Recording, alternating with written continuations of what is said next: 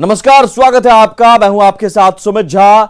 हर तस्वीर में कहानी है। आप देख रहे हैं हमारी खास पेशकश। शुरुआत करेंगे लेकिन उससे पहले एक बड़ी खबर धनबाद के झरिया से आ रही है और यह तस्वीर बेहद डरावनी है। झरिया में भूमिगत आग में रहते हैं लोग, आग के ऊपर रहते हैं।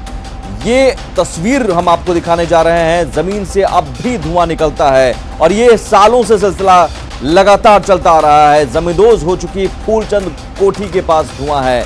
भूमिगत आग के बीच रहने की मजबूरी है यहाँ के लोगों को। झरिया में जो रहते हैं वो एक तरह से आग के ऊपर रहते हैं।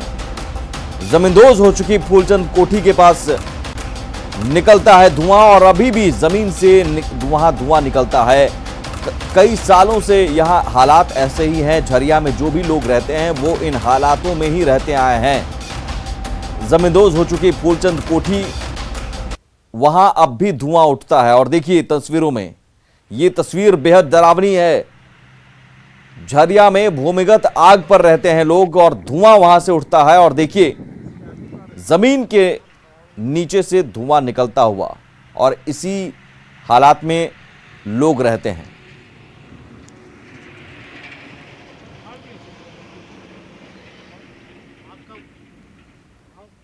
और राजीव शर्मा हैं हमारे साथ जुड़े हुए हैं, अध्यक्ष हैं पीएचईडी चैंबर ऑफ कॉमर्स के। राजीव जी, इन तस्वीरों को देखकर बार बार यही सवाल उठता है कि कब तक यहाँ के लोग ऐसे ही हालात में रहते रहेंगे, कब तक ऐसे ही हालातों में वो खतरे का सामना करते रहेंगे। तस्वीर देखने पर ही डर लगता है।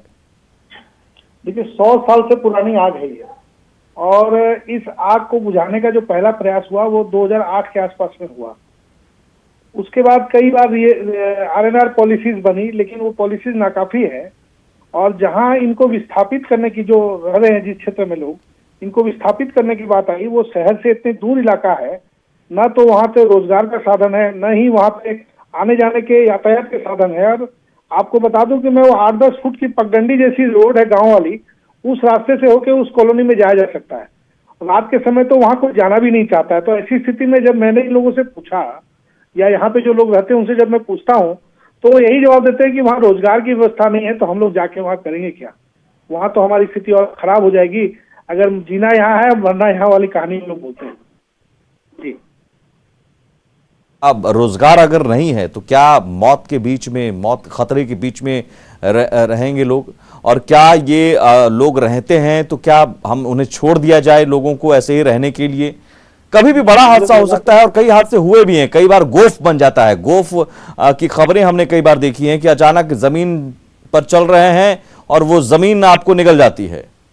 हम लोग का कंसर्न यही है कि इनके लिए एक आरएनआर पॉलिसी, अच्छी पॉलिसी बनाई जाए और इनको विस्थापित करने की प्रक्रिया शुरू की जाए। देश का महत्वपूर्ण कोयला भी यहाँ जल रहा है और लोग भी यहाँ पे भयभीत हैं। चूंकि आपको पिछले दिनों की घटना याद होगी जब एक व्यक्ति अपने बच्चे के साथ, एक दुकान है उसकी, वहां पे वो जा रहा था, धरती फटी, वो समा गया और बच्चा बाहर रह गया। आप उस दृश्य की कल्पना कर सकते हैं कि वैसे किस तरह के हालात रह रहे हैं यहाँ पे लोग और क्या चलताऊ सा रवैया यहाँ पे भारत कोकिंग कोल लिमिटेड का है कि हमको रिहेबिलिटेशन पे बहुत ज्यादा मेहनत नहीं करनी है। लोग डर के केवल नोटिस चिपका देते हैं, डर से लोग भाग जाएंगे, ऐसा नहीं है। लोग यहाँ पे चाहिए कि एक अच्छी पॉलिसी बनाए और लोगों को जोड़े उससे। यहाँ के लोगों को क्या चाहिए, रोजगार के साधन कैसे खड़े हों, यहाँ से कैसे जाएंगे, वहाँ कैसे जिएंगे, इन सारी चीजों पे कंसर्न रखना होगा। और ये 10 से 12 लाख की आबादी है जो पूरी क्षेत्र, प्रभावित क्षेत्र जो है, ये तो एक वानगी भर है। ऐसे यहाँ पे 50 क्षेत्र ऐसे हैं जहाँ पे लोग इस तरह से रह रहे हैं। कुल कितनी आबादी है? और मैं ये भी समझना चाहूंगा कितना बड़ा खतरा आप इसे देखते हैं, क्योंकि धुआं अगर जमीन से निकल रहा है और जाहिर है आग के ऊपर लोग रह रहे हैं। इतनी बड़ी आबादी, 10 से 12 लाख की आबादी आग के ऊपर अगर वो रहते हैं, कितना बड़ा खतरा। ये बड़ा खतरा है, प्लस साथ साथ ये धनबाद की पूरी अर्थव्यवस्था पे भी बड़ा खतरा है। अगर कभी कोई बड़ी घटना, दुर्घटना हो जाए या कोई भूकंप जैसी चीजें हो जाए और एक बड़ी आबादी भूस्खलन की शिकार हो जाए तो धनबाद की पूरी व्यवस्था ध्वस्त हो जाएगी और एक बड़ी आबादी खतरे में है। बड़े स्तर पे सरकार को सोचने की आवश्यकता है कि एक चंडीगढ़ जैसा शहर बसाया जाए जिसमें इनको इनकॉर्पोरेट किया जा सके और एक बेहतर इन्वेस्टमेंट भी सरकार का होगा और लोगों को रहने के लिए अच्छा साधन और रोजगार के साधन भी वहां उपलब्ध हो पाए। बहुत शुक्रिया राजीव शर्मा जी हमसे बात करने के लिए। यकीनन सरकार को 10 से 12 लाख की आबादी, सोचिए इतनी बड़ी आबादी इतने बड़े खतरे के बीच में रहती है और सरकार को मानो कोई मतलब ही नहीं। जरूरी है कि यहां से उन्हें शिफ्ट किया जाए एक अच्छी जगह और वहां भी रोजगार उन्हें मुहैया कराया जाए, खाने पीने का साधन मिले। धुआं अभी भी निकलता है देखिए, और ये समझिए कि आग के ऊपर वो लोग रहते हैं। कई बार हादसे हो चुके हैं और जैसा कि राजीव शर्मा ने बताया और हम भी आपको बता रहे हैं कि गोफ उसे कहते हैं कि आप जमीन के ऊपर खड़े हैं। यहां ऐसे हालात होते हैं कि जमीन के ऊपर आप खड़े हैं और अचानक से जमीन आपको निगल जाएगी, जमीन फटेगी, शख्स नीचे चला जाता है। और एक बार ऐसा ही दृश्य हुआ, ऐसे ही खबर आई कि एक पिता वहां पर दुकान चलाता था, अपने बेटे के साथ खड़ा था और वो अचानक जमीन में समा गया, उसका बेटा ऊपर रह गया और वो फिर मिला नहीं।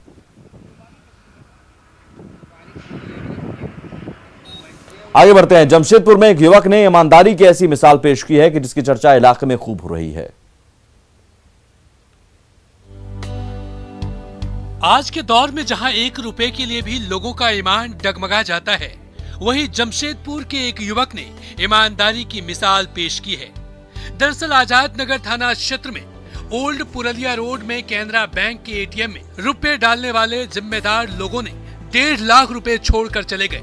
पीछे लाइन में खड़े वसीम नामक युवक जब अंदर गया तो उसकी नजर रुपए पर पड़ी, जिसके बाद उन्होंने पीछे काउंटर के बाहर खड़े एक दूसरे युवक को बताया और दोनों ने रुपए उठाए और एटीएम के बाहर पर्ची लगा दिया कि जिसके भी ये रुपए गिरे हैं वो संपर्क करे। इसके बाद दोनों युवक ने रुपए को आजाद नगर थानेदार को सौंप दिया। मैं 15 नंबर से वापस आया। 15 नंबर मोड़ पे एटीएम कैनरा बैंक का एटीएम है, उसमें हम खड़े थे इंतज़ार पे। ये लोग पैसा डाल रहे थे, तो जब वो लोग पैसा डाल के निकले तो ये बच्चा जो है, इसका नंबर था पहले, ये गया। जब ये अंदर गया तो पैसा बिखरा हुआ मिला, तो ये आके हमको दौड़ के बताया भैया ऐसा ऐसा बात है। तो मैं पैसे को उठाया, 3 बंडल पैसा था, 500-500 को नोट मैं उठाया, उसी रस्सी में बांध के फिर पैकेट में करके अपना नंबर एटीएम के गेट पे लगा दिए ताकि पैसा जिसका भी हो मेरे से आके ले जाए। वहीं थानेदार ने कैनरा बैंक में रुपए डालने वाली कंपनी टाइगर सिक्योरिटी के पदाधिकारी और बैंक के चीफ को संपर्क कर थाने बुलाया, जिसके बाद इस रुपए को उनको सौंप दिया और दोनों युवकों को धन्यवाद दिया। इतना ही नहीं, दोनों युवकों को एसएसपी से सम्मानित करने की भी बात कही। बहुत बड़ी बात है, तो जितनी प्रशंसा की जाए बहुत ही कम है उसको। क्या आगे लोगों को जिन्होंने पैसा दिया लोगों को क्या कुछ हाँ, उसको सीनियर एसपी साहब से, सिटी साहब से बात की है, उन लोगों को पुरस्कृत किया जाएगा, कर सम्मान दिया जाएगा। बहरहाल वसीम की ईमानदारी की चर्चा इलाके में खूब हो रही है। आशीष कुमार तिवारी, न्यूज़ 18, जमशेदपुर। लॉकडाउन के बाद पार्कों में रौनक लौट आई है। सुबह शाम यहां टहलने वाले लोगों के साथ बच्चे आने लगे हैं, जिससे सूने पड़े पार्क अब गुलजार होने लगे हैं।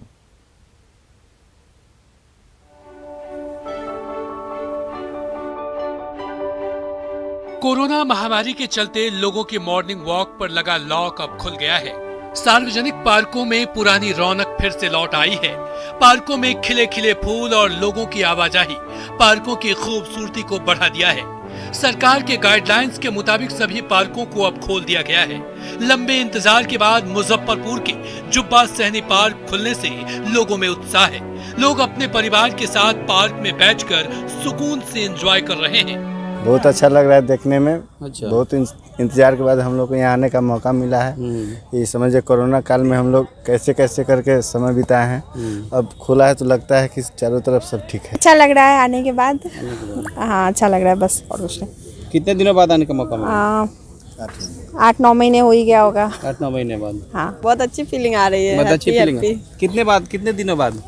लगभग साल हो ही गया होगा लगभग। पिछले कई महीनों से बदली हुई दिनचर्या से लोग वापस अपनी पुरानी दिनचर्या में लौट रहे हैं और सुबह का ये नजारा अलग ही ऊर्जा और मन को सुकून देने वाला दिखाई देने लगा है।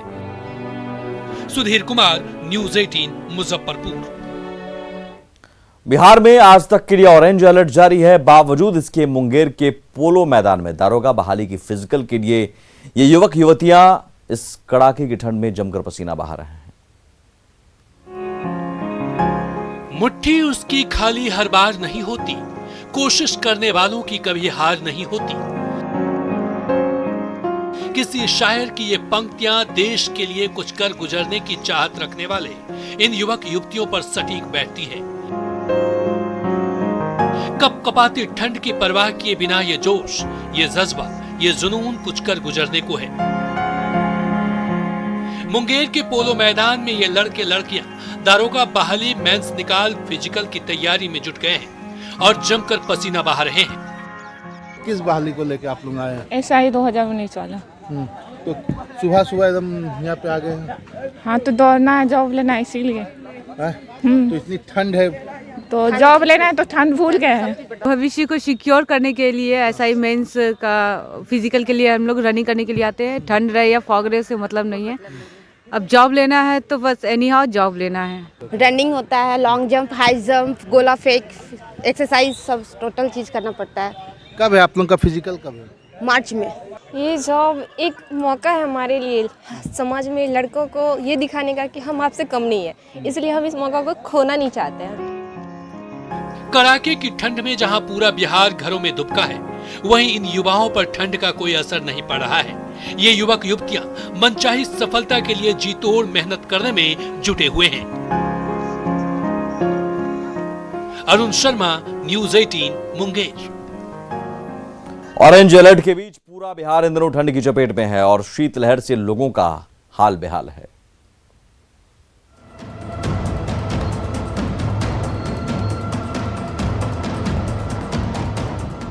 बिहार में ठंड एक बार फिर से कहर बरपा रही है।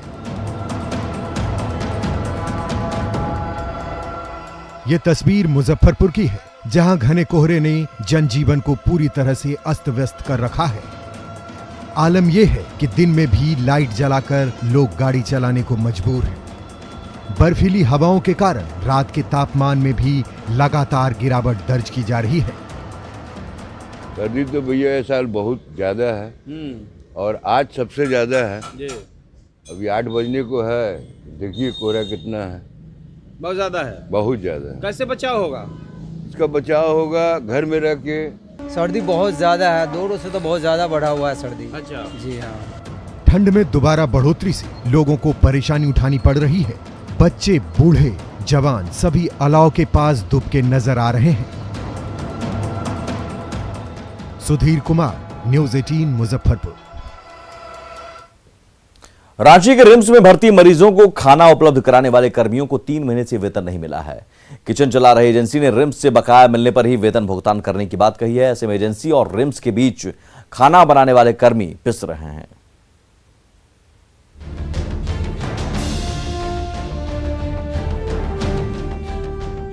दवा के साथ साथ पौष्टिक भोजन की व्यवस्था रिम्स में भर्ती मरीजों को मिले, इसके लिए रिम्स किचन की व्यवस्था की गई और इसका जिम्मा प्राइम नाम की एजेंसी को दिया गया।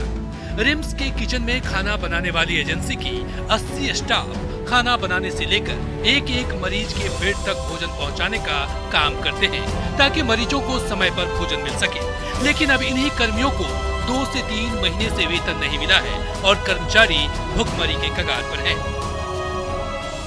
सर, हम लोग को 2 महीना से पेमेंट नहीं मिल रहा है। जब मैनेजर को पूछा जाता है तो बोलते हैं रिम्स पेमेंट नहीं किया है। तब गरीब आदमी है, हम लोग कैसे गुजारा करेंगे इसमें? दिक्कत है, हम लोग को 3 महीना 2 महीना सभी हम लोग का पैसा बाकी है और हमारे कंपनी जो चल रही है बहुत। कंपनी से नहीं बोलते हैं? देखिए सर, कंपनी को तो हम बोलते हैं लेकिन उनके ऊपर भी तो कोई है। अगर उनके ऊपर जो है, अगर हमारे कंपनी को थोड़ा सपोर्ट नहीं करेंगे तो हमारे कंपनी इस मामले में क्या करेंगे सर?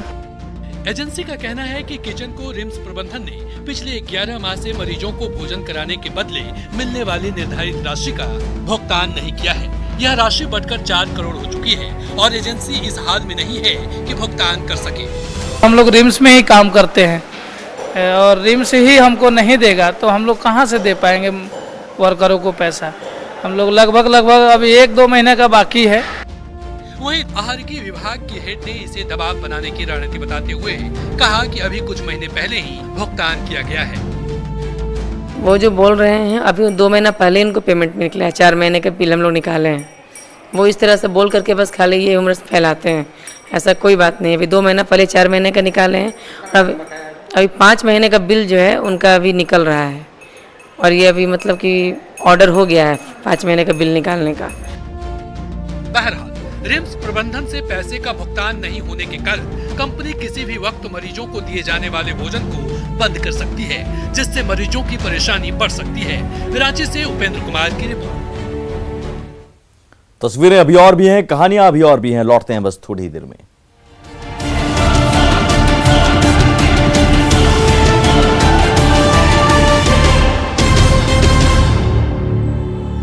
अब घर बैठे आपको डीजल की डिलीवरी मिलने वाली है। इसके लिए गो फ्यूल कंपनी ने ऑपरेशन शुरू कर दिया है। इसके लिए ऐप या साइट पर जाकर आप ऑर्डर कर सकते हैं। खाने की तरह ऑर्डर कीजिए और घर पर फ्यूल मंगवाइए। जी हां, जल्द ही आप घर बैठे पेट्रोल डीजल मंगा सकेंगे। देश की सबसे बड़ी oil marketing company Indian oil corporation ने चेन्नई में भी पेट्रोल डीजल की होम डिलीवरी की सेवा शुरू कर दी है। इससे पहले कंपनी ने महाराष्ट्र में यह सेवा शुरू की थी। आईओसी 200 लीटर पेट्रोल डीजल के ऑर्डर पर ग्राहकों के घर पर ही डिलीवरी करेगी। आपको बताते चले कि आईओसी ने मार्च 2018 में पुणे में डीजल की होम डिलीवरी शुरू की थी। शुरू में कंपनी होम डिलीवरी की सुविधा सिर्फ डीजल खरीदने पर दे रही थी, लेकिन अब आईओसी की तरफ से पेट्रोल की भी होम डिलीवरी शुरू कर दी गई है। GoFuel is a startup which started with the initiative to ensure that your fuel delivery is at your doorstep. Like how you have Swiggy or your Zomato having food delivery at your doorstep, this is fuel delivery at your doorstep. That's what is GoFuel. You can track our vehicle like a Uber or a Ola. संभावना है कि जल्द ही देश के दूसरे हिस्सों में भी कंपनी ये सेवा शुरू कर देगी। रस्सी में बंधे गाय बैल को आपने देखा होगा, लेकिन आज हम आपको दिखाते हैं रस्सी से बंधे हुए तेंदुए को, जिसकी एक शख्स बेफिक्र होकर देखभाल कर रहा है। को ये पता चले कि पगाह से बंधा ये वन्य पशु कोई मामूली जीव नहीं बल्कि खूंखार तेंदुआ का बच्चा है, तो मुमकिन है आपके पांव तले जमीन खिसक जाए। लेकिन घबराइए मत, यहाँ ऐसा कुछ भी नहीं है। ये शख्स तो इस तेंदुए के बच्चे की बेफिक्र होकर देखभाल कर रहा है। कभी इसके गले में रस्सी बांधकर इसे घुमा रहा है, तो कभी इसे दूध पिला रहा है। इस गांव में क्या बच्चे और क्या बड़े सब इस तेंदुए के बच्चे को देखने उमड़ रहे हैं। इसके साथ सेल्फी ले रहे हैं। दरअसल असम के फुलुंग गांव के एक शख्स को तेंदुए का ये शावक बीमार हालत में मिला, जिसे सड़क पर देखकर वाहन सवार हॉर्न बजाकर इसे सड़क से भगा रहे थे, लेकिन ये बार बार सड़क पर आ धमकता। हॉर्न की आवाज सुनकर ये शख्स तेंदुए के इस बच्चे को उठाकर घर लाया और उसे दूध और बिस्किट खाने को दिए। इंसान की तीमारदारी जानवर पर जल्द असर कर गई। इसके बाद वन विभाग को जानकारी दी गई और वन विभाग के कर्मचारी तेंदुए के शावक को अपने साथ ले गए। समस्तीपुर के बुजुर्ग चिकित्सक की बगिया में दुनिया भर के रंग बिरंगे फूलों का अनूठा संसार समाया है, जहां से निकल रही फूलों की खुशबू से पूरी फिजा महक उठी है।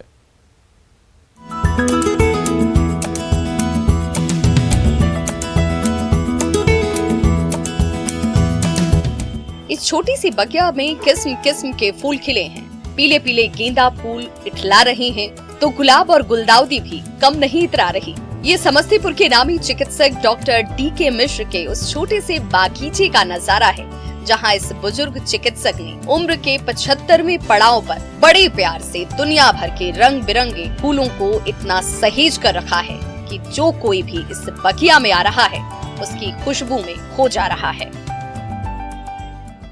बहुत सारा है, गेंदा वगैरह है, और यहाँ पे आके बहुत अच्छा लग रहा है जैसे कि हम लोग प्रकृति के सानिध्य में गोद में बैठे हुए हैं, और हम लोगों को यह संदेश देता है कि हम लोग भी प्रकृति से ज्यादा जुड़े। इस छोटे से बागीचे में दुनिया भर के खूबसूरत फूलों का अद्भुत संसार बसा हुआ है। गुलाब और गेंदा तो है ही, चमेली, डालिया, चंपा और सूरजमुखी के फूल भी खिल उठे हैं, तो अकेली गुलदाउदी की 125 से भी ज्यादा किस्में खिलाकर इस बुजुर्ग चिकित्सक ने दिखा दिया कि शौक की कोई उम्र सीमा नहीं होती। उसमें जो मन में आए सो आप पौधा लगा दीजिए, भले तुलसी ही लगाइए तो घर में वातावरण भी शुद्ध होगा। फूल पौधा तो है ही है अपनी जगह पे। उम्र के इस मोड़ पर अक्सर हम और आप आराम करना पसंद करते हैं, लेकिन फूलों के प्रति वो प्यार ही है जो समस्तीपुर के इस बुजुर्ग चिकित्सक को न तो थकाता है, न ही फूलों से प्यार करने से रोक पाता है। मुकेश कुमार, न्यूज़ 18 समस्तीपुर। और इसी के साथ इस बुलेटिन में इतना ही, लेकिन आगे भी खबरों का सिलसिला लगातार जारी है। नमस्कार।